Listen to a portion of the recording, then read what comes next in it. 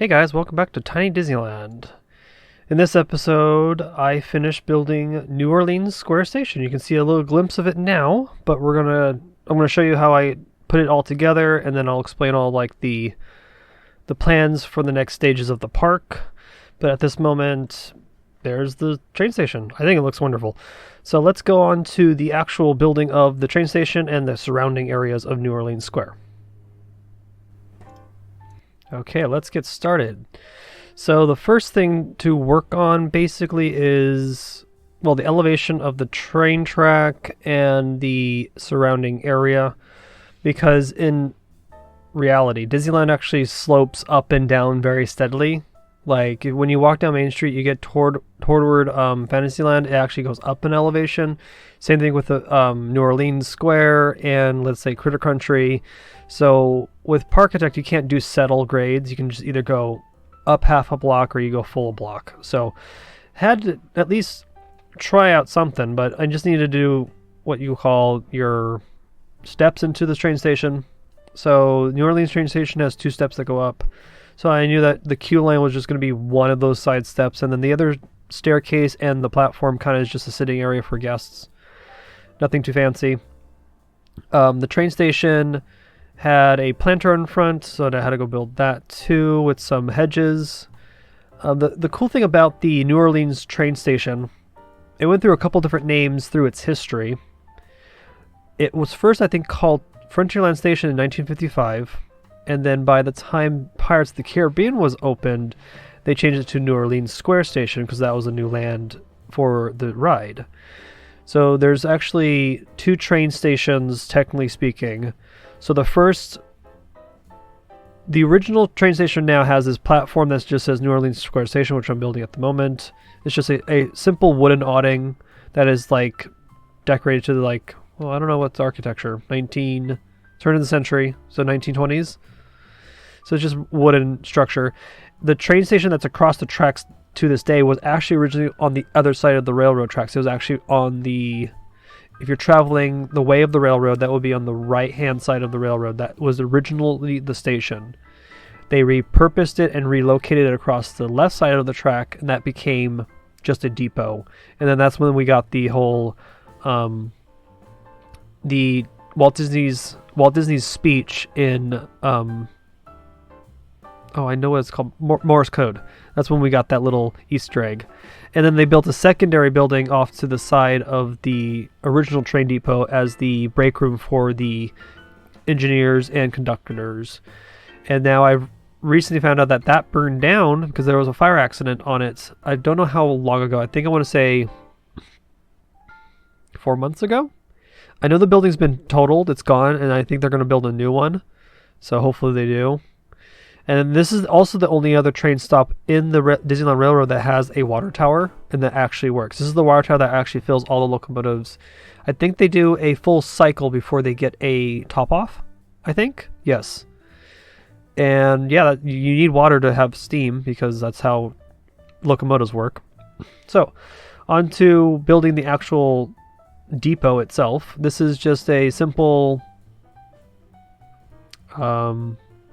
interpretation of the building. The roofing on this building was quite difficult to kind of imitate. I've seen one other user build this station. I'm trying to remember their name and I can't. They're on the Reddit all the time. And they're pretty wonderful. But they used a lot of mods to imitate the roof pitches and shape. And so in this playthrough, this is all vanilla. This is where the challenge came in, so I had to decide very quickly what details I would remove and what details that I would like to preserve to showcase what this station is. Because at the end of the day, as long as a user sees this item, this building, and can identify where it is and what it's from, then I did a good job on making that look as accurate as possible, right? That's kind of the objective here. So this is just uses a lot of square shapes. I used this pyramid piece for this different type of not arched roof. It's more like a roof that's kind of pushed out above the ticket booth window. because originally this station actually did work at Disneyland. So you would walk up to the ticket booth, you would hand in one of your e-tickets. That actually was your ticket book. So back in 1955, you had ticket books. Ticket books were ranging from A, B, C, D, and E, but E was added later when I think Matterhorn was introduced in 1959. But you would pull maybe I think it was in either A or B. A ticket would probably be your Main Street vehicles, your train, Mark Twain, and I think one other attraction I can't think of. But you would rip that out, hand it to the conductor, and then you would ride the train for one cycle, because back in 1955 there was only 2 stations, but the trains never stopped at each station. So if you wanted to ride the freight train, you would go to Frontierland Station, you board that, you do the full cycle around, and you would actually bypass Main Street Station, because back in 1955 there was actually a siding mechanic that was on the railroad. So each station actually had a siding that the train would branch off of, go around the station, and then branch back onto the main line. Main Street Station had one, and Frontierland Station had one as well.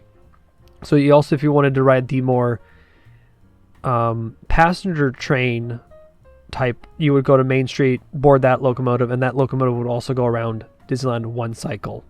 That would use up a ticket. That would have been cool to see the trains kind of bypass each other, but they don't do that anymore. Every train now stops at 4 stations each. So, and I think the total of locomotives they can run. So it's actually funny, because I talked to an engineer about this years ago, because I did a cab ride.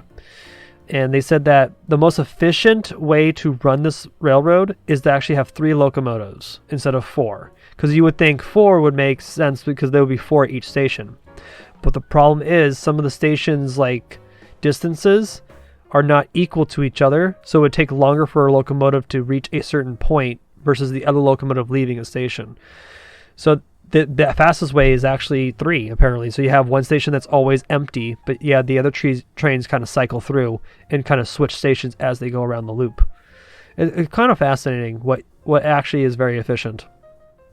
But yeah, the Disneyland Railroad actually just opened recently after a long refurb, because they were replacing lots of track, like lots of it, which is a good thing, because I think you need to replace the track eventually, because track does wear out. And I would say there's no track originally from 1955 anymore. It's probably all been replaced at this point. Because once they did Star Wars Land, or Galaxy's Edge, they redid that turn. They completely redid that route. They rerouted the train to go onto new trestles. It actually took a right turn and a left turn for the first time ever. That was new. So that's all new track, right? And that's actually up, I think, I would say that's a 2% grade, which is a lot for a locomotive. So that's kind of like the cool thing about it.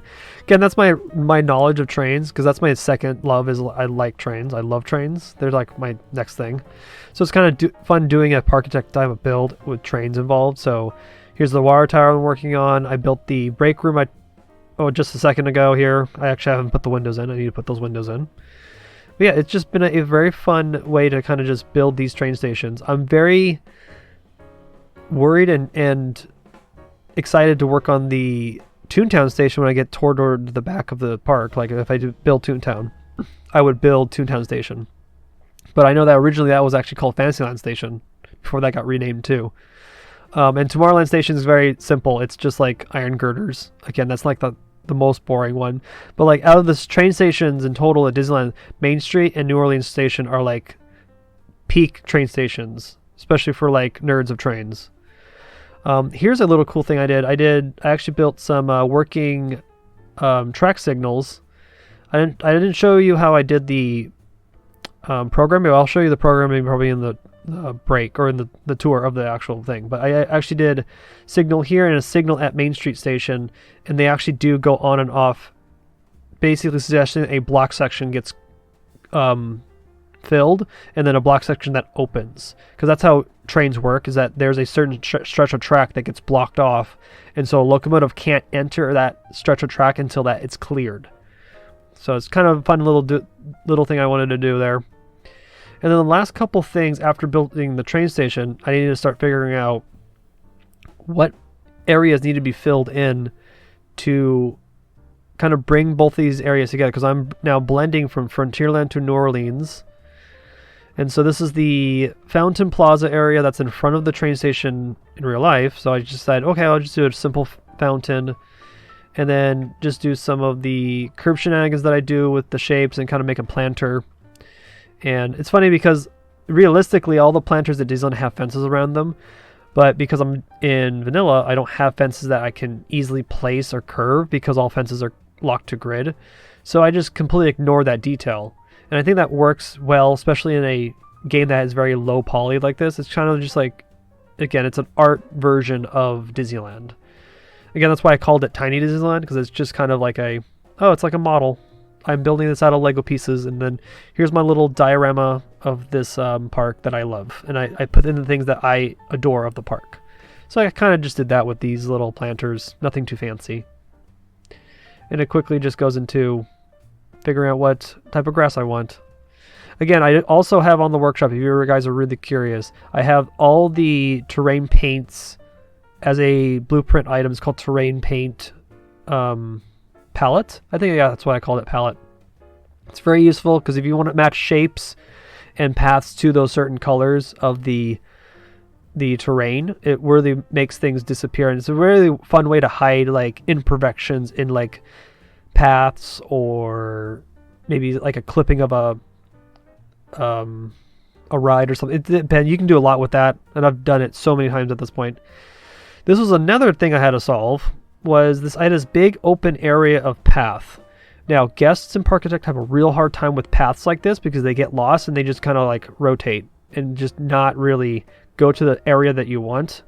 So try to mitigate that. I'm going to put down some more planters and trees. So I'm trying to imitate what's actually at the park, which would be like, they had it's more like staircases that would go up to different levels, and that was kind of like the seating area for Fantasmic. I'm kind of imitating that, but I'm also realizing that because my park's kind of also wonky shape, it's not realistic. So this is where I'm just completely guessing at this point and just kind of filling in the space. And I think it works out fine. I think it adds some light to it. I might even add maybe like a churro cart here maybe later if I wanted to. I need to experiment with that. That'd be great. But this wraps up here of all the building of New Orleans Square Station. We're going to go over to the park live. I'm going to show you what else I did off camera because I had some things I was planning on for the next section.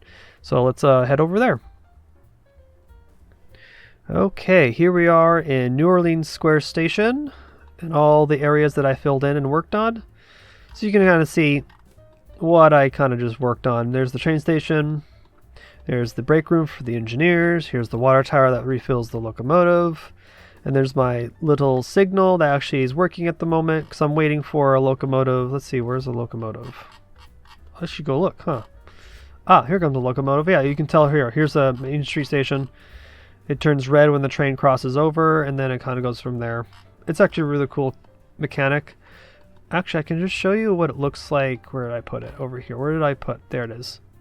So actually, it looks like this. So it's a 55-second load.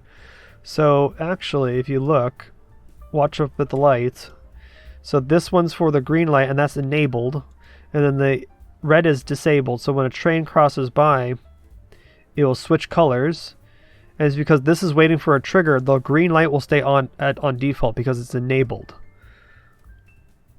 So it's actually a really cool idea. And I did this in a scenario called Park Rescue.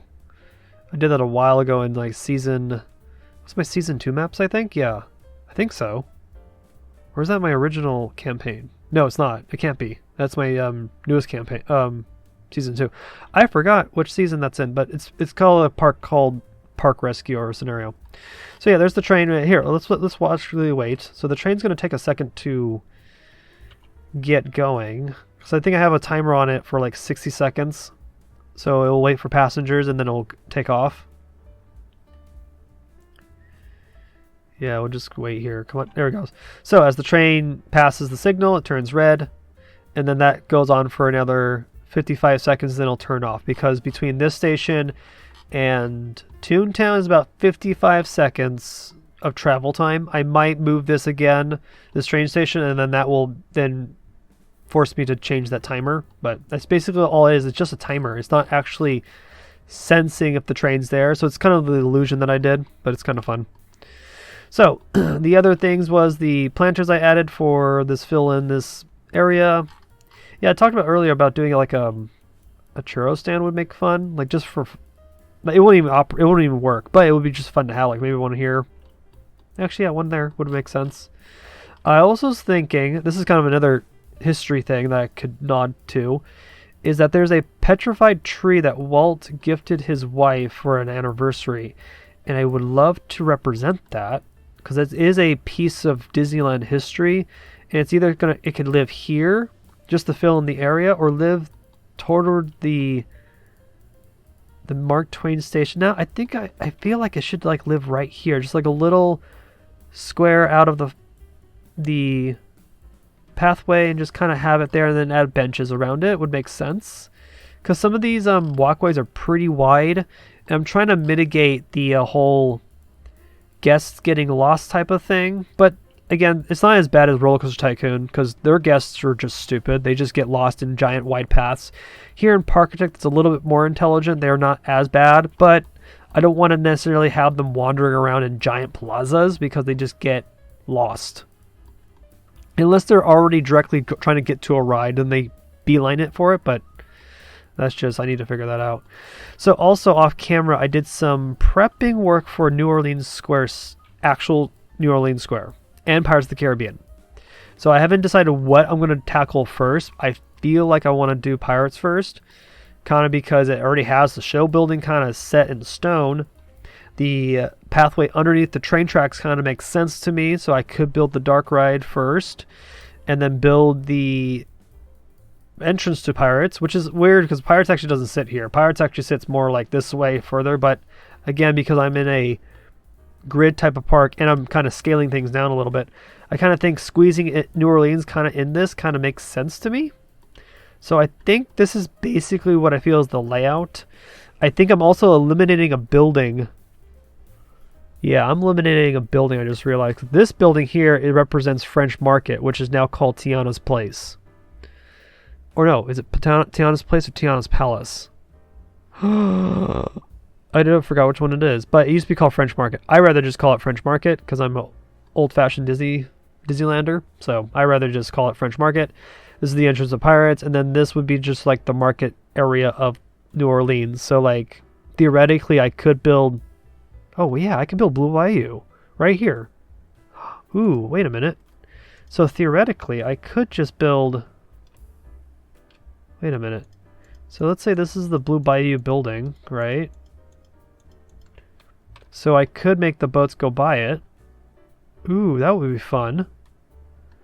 And then I can have a cutaway in the roof to kind of simulate that. And then I want to cut away over here for the pirates, right? That would be fun. I like it. And then I have to cover all this up. I know I said in a couple episodes ago, I can't remember what, but I was going to build a tree house, and I think I'm going to axe it. Tree house is going to be gone. I don't want it. I don't need it. Pirates is more important to me, and I'm going to do pirates. So yeah, I think that's the whole next steps of the park. So I'm going to let you guys go, I think, at this point. Let's just look around the park one more time, because it's always fun to look at the park and how much I've already put in. And I'm planning on doing more this year, because after finishing the campaign, it's kind of let me open. It kind of gave me some more breathing room to kind of work on this park again, because I want to finish this park. If I leave it, it's not going to get finished like, let's say, American Adventure. That didn't get finished at all, and I should really get back to that. I just don't have the drive to touch it, because I'm working on a water park, and the water park is kind of boring to me at the moment. But the Disneyland project, this is fun. I'm going to continue this project until it's finished, and then it will go in the workshop for you guys to play around in. Maybe I'll make it in a scenario like you have to reach a certain, I don't know, guest count that would require you to either bump prices or do advertising. As a player, you would have to do something, because at this point, with all these decorations already kind of existing, this park is at full decorational rate, I think. Let me see. Yeah, look, it's all green. Like, there's no negative negative, I don't know, thing happening at all. Like everything's green. It's like perfect. So yeah, I'm going to leave you guys here. This is the next project is either work on Pirates of the Caribbean and New Orleans Square at the same time or kind of separate those into the videos. I might do that. So thank you guys for watching. Here's the last glimpse of New Orleans Square Station. So yeah, thank you guys for watching. I'll catch you guys in the next Parkitect Tiny Disneyland project as it continues to unfold and get into more of the exciting bits.